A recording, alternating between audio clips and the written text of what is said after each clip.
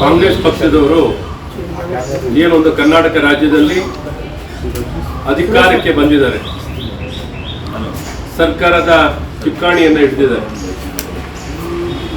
ಏನೊಂದು 2020ರ ಚುನಾವಣೆ ಸಂದರ್ಭದಲ್ಲಿ, ವಿಧಾನಸಭಾ ಚುನಾವಣಾ ಸಂದರ್ಭದಲ್ಲಿ ಸಮಸ್ತ ಮತದಾರರಿಗೆ, ಮತದಾರ ಪ್ರಭುಗಳಿಗೆ ನಾವು ಗ್ಯಾರಂಟಿ ಕೊಡ್ತೀವಿ ಅಂತ ಹೇಳಿ ಅಂಗಲಾಚಿ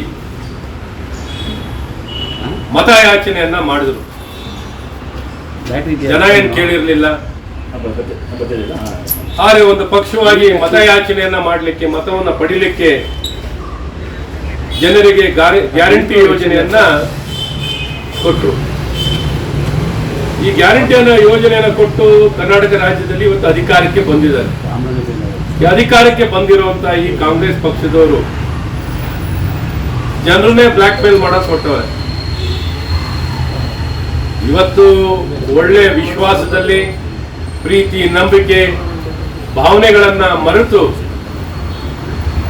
ನಿಮಗೆ ಗ್ಯಾರಂಟಿ ಕೊಟ್ಟಿರೋದನ್ನ, ನಮ್ಗೇನಾದ್ರು ಮತ ಹಾಕ್ಲಿಲ್ಲ ಅಂದ್ರೆ ಬರುವಂತ ಲೋಕಸಭಾ ಚುನಾವಣೆಯಲ್ಲಿ ಗ್ಯಾರಂಟಿ ಯೋಜನೆಯನ್ನ ಹಿಂದೆ ಪಡಿತೀವಿ ಅಂತ ಹೇಳಿದ್ದಾರೆ.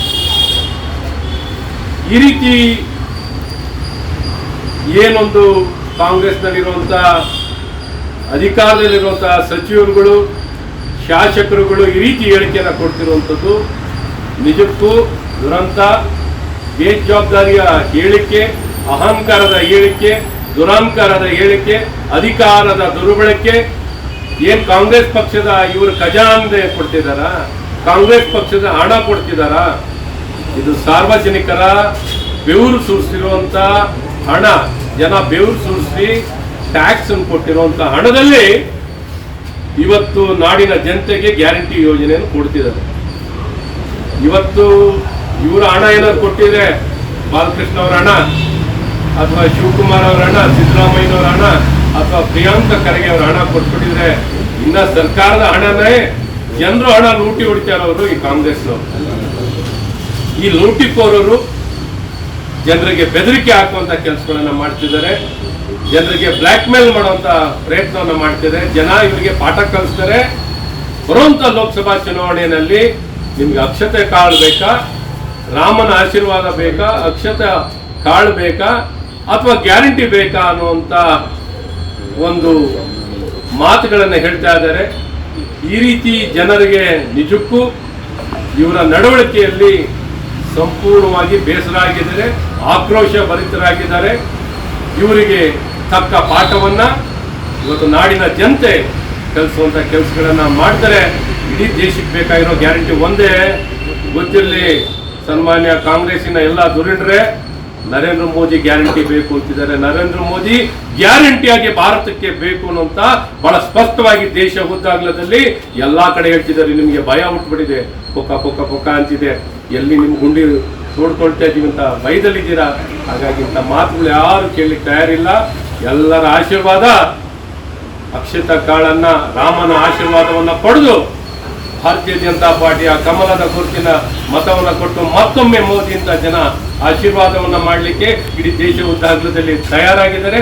400ಗಿಂತ ಹೆಚ್ಚಿನ ಲೋಕಸಭಾ ಸೀಟ್ಗಳನ್ನ ಖಂಡಿತ ಭಾರತೀಯ ಜನತಾ ಪಾರ್ಟಿ ಪಡಿತೀವಿ.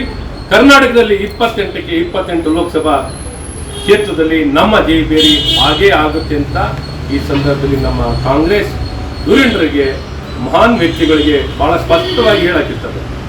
ಸರ್, ಬೆಂಗಳೂರಲ್ಲಿ ಹಸಿರು ಧ್ವಜ ನಿನ್ನೆ ಶಿವಾಜಿನಗರದಲ್ಲಿ ಈಗ ಜಯನಗರದಲ್ಲಿ ಹಸಿರು ಧ್ವಜ ಹಾರಿಸ್ತಾ ಇದ್ದಾರೆ.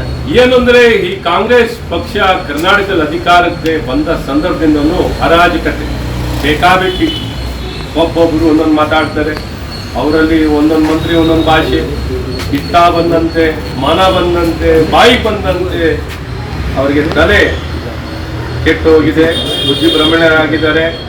ಯಾವ ರೀತಿ ನಡವಳಿಕೆ ಬಾಯಿ ಬಂದಂಗೆ ಹೇಳ್ಕೊಂಡು ಎಲ್ಲಿ ಬೇಕಾದ್ರೆ ಏನು ಬೇಕಾದ್ರೆ ಮಾಡೋ ರೀತಿಯಲ್ಲಿ ಅರಾಜಕತೆಯ ವ್ಯವಸ್ಥೆಗಳನ್ನ, ಕಾನೂನು ಸುವ್ಯವಸ್ಥೆಯನ್ನ ಕಾಪಾಡೋದ್ರಲ್ಲಿ ಸಂಪೂರ್ಣ ವಿಫಲರಾಗಿ ತುಷ್ಟೀಕರಣದ ರಾಜಕಾರಣ, ಸಮಾಜವನ್ನು ವಿಭಜನೆಯನ್ನ ಮಾಡೋದ್ರಲ್ಲಿ ಕಾಂಗ್ರೆಸ್ಸಿನ ಸಂಸ್ಕೃತಿ ಪಾಲನೆ ಮಾಡೋ ಮೂಲಕ ಇವೆಲ್ಲ ಎತ್ಕಾಣ್ತಿರೋದು. ಜೆ ನಗರ, ಶಿವಾಜಿನಗರ, ಇನ್ನೊಂದು ಕಡೆ ಶಿವಾಜಿನಗರದಲ್ಲೂ ಇವತ್ತು ಈ ರೀತಿ ಮನ ಬಂದಂತೆ ಇಡೀ ರಾಜ್ಯದಲ್ಲಿ ಒಂದು ದಿಕ್ಕಲ್ಲಿ ಕಾನೂನು ಪಾಲನೆ ಮಾಡಿದಂಥ ಭಾಗಧ್ವಜವನ್ನು ಹಾಕಿದಂಥ ವ್ಯಕ್ತಿ ಮೇಲೆ ಕಾನೂನು ಕ್ರಮ.